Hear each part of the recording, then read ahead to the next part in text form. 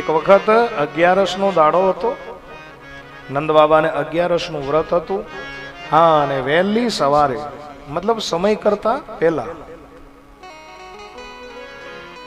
નહીતર સ્નાનનો મહિમા, નદીની અંદર તમારે સ્નાન કરવું હોય તો સ્નાનનો મહિમા છે ચોથા પ્રહર પછી તમે સ્નાન કરી શકો.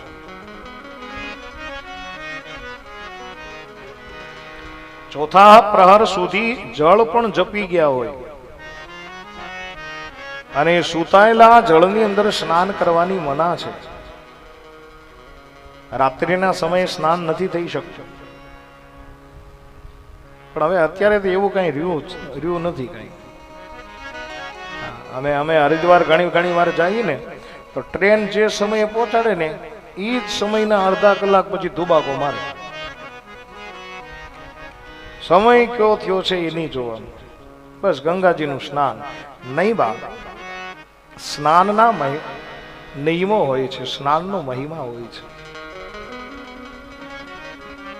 જળ સૂતેલા છે અને આજ નંદ બાબાને એમ કે વહેલી સવાર થઈ ગઈ, 11નું વ્રત છે, ચાલ હું સ્નાન કરી લઉં. અને જ્યાં જમનાજીના ધરાની અંદર સ્નાન માટે ગયા, અને વરુણના દૂતો એમને લઈ ગયા છે વરુણ લોકની અંદર.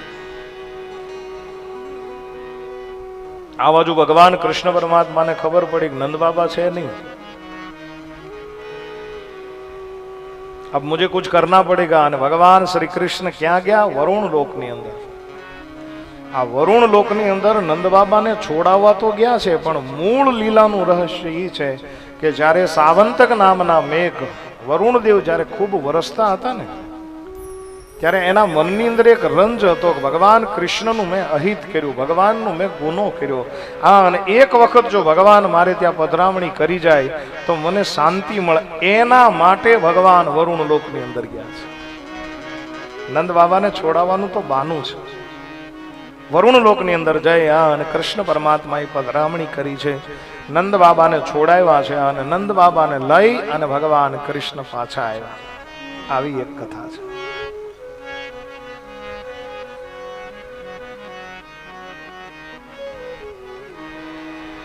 એક વખત ભગવાન કૃષ્ણ માં યશોદાની બાજુમાં બેઠા છે અને માં યશોદાને એક હળવેક દિન પૂછ્યું કે માં, તને એક વાત કહું. બોલે શું? બોલે બરસાનાની અંદર વૃષભાનુ કિશોરી રાધા છે ને. બોલે હા. એ એટલા બધા ગોરા છે અને હું એટલો બધો કાળો કેમ? માતાજીને હસવું આવી ગયું.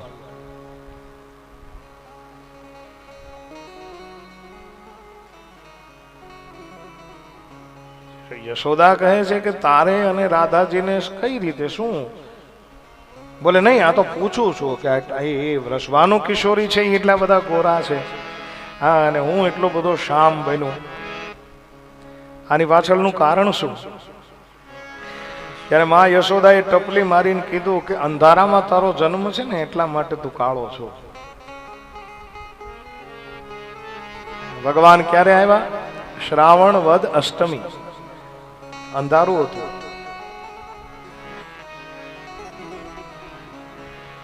ભગવાન કાળા શા માટે છે? હું ઘણી વાર કહું કે ખરેખર ભક્તોના હૃદયની કાળાશને દૂર કરે છે એટલે ભગવાન કાળા છે.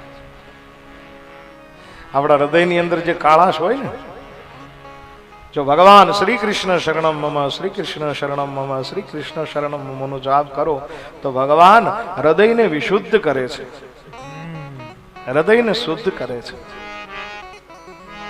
ટૂંકમાં કહું તો ભક્તોના હૃદયની કાળાશને ભગવાન હરી લે છે એટલા માટે કૃષ્ણ કાળા છે.